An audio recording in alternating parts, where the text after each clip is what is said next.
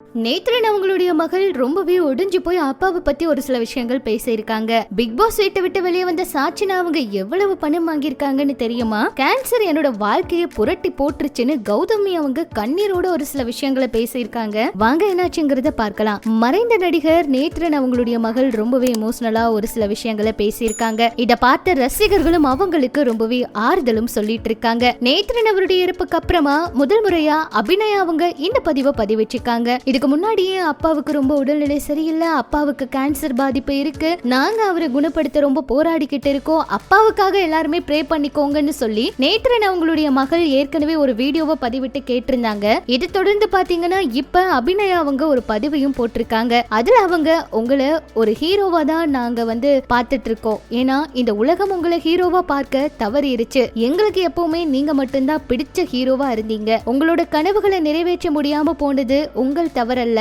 நாங்க அதை செய்வோம் அப்பா அப்படின்னு தன்னம்பிக்கையோட அந்த போஸ்ட் பதிவிட்டிருக்காங்க. ரொம்பவே அழகான பழைய புகைப்படங்கள் எல்லாம் பதிவிட்டு அவங்களுடைய அப்பாவோட ஞாபகமா இந்த விஷயத்த அவங்க சொல்லியிருக்காங்க. சின்ன வயசுல இருந்தே அவருக்கு ஹீரோ ஆகணும் அப்படிங்கறத பெரிய கனவு, அதுக்காக ரொம்பவே போராடி இருக்காரு. அந்த விஷயத்த தான் அபிநயா அவங்க ரொம்பவே உருக்கமா எமோஷனலா பதிவிட்டிருக்காங்க. அப்பாவை ரொம்பவே மிஸ் பண்ற மாதிரி அவங்க சொல்லியிருக்க இந்த விஷயத்த பார்த்த ரசிகர்களும் ஆறுதல் சொல்லி கவலைப்படாதீங்க, இதுவும் கடந்து போகும் அப்படின்னு சொல்லிட்டு இருக்காங்க. அந்த வகையில இந்த வாரம் பிக் பாஸ் வீட்டை விட்டு வெளியே வந்தது சாட்சினா அவங்க தான் எல்லாருக்குமே தெரியும். சாட்சினா அவங்க பிக் பாஸ் வீட்டை விட்டு வெளியே வந்ததுக்கு அப்புறமா ரசிகர்களும் நிறைய பேர் அவங்க கிட்ட பிக் பாஸ் பத்தி நிறைய கேள்விகளை கேட்க ஆரம்பிச்சிட்டாங்க அவங்களுடைய சமூக வலைதள பக்கத்துலன்னு சொல்லலாம். பிக் பாஸ் வீட்டுல முதல் நாளே எவிக்டான ஒரு போட்டியாளர் அப்படின்னு சொன்னா சாட்சினா அவங்களும் சொல்லலாம். மறுபடியும் ஒரு வாய்ப்பு கொடுங்க அப்படின்னு கேட்ட மக்களே சாட்சினா அவங்க எவிக்டே ஆகலையா இன்னும் அப்படின்னு கேட்கிற அளவுக்கு ஆயிருச்சு. இப்ப வெளியே வந்த சாட்சினா அவங்களுக்கு ஒரு நாளைக்கு பாத்தீங்கன்னா 20,000 சம்பளம் கொடுத்திருக்காங்களாம். வீட்டுல கிட்டத்தட்ட 60 நாளுக்கு சேர்த்து அவங்க 12 லட்சம் பக்கம் சம்பாதிச்சிருக்காங்க அப்படிங்கிற ஒரு தகவல் வெளியாகி இருக்கு. பிக் பாஸ் வீட்டுல இருந்து எலிமினேட் ஆன போட்டியாளர்கள் அதிக சம்பளத்தோடு சாட்சினா அவங்க வெளியே வந்திருக்காங்க அப்படிங்கிற மாதிரி ஒரு நியூஸ் இப்ப சமூக வலைதளத்துல போயிட்டு இருக்கு. நிறைய பேர் அவங்களுடைய சமூக வலைதள பக்கத்துல நிறைய கேள்விகளை சாட்சினா அவங்க கிட்ட கேட்டுட்டே இருக்காங்க. தொடர்ந்து சீக்கிரமா லைவ் எல்லாம் அவங்களும் பதில் கொடுப்பாங்கன்னு எதிர்பார்ப்பு இருக்கு. இவ்வளவு நாள்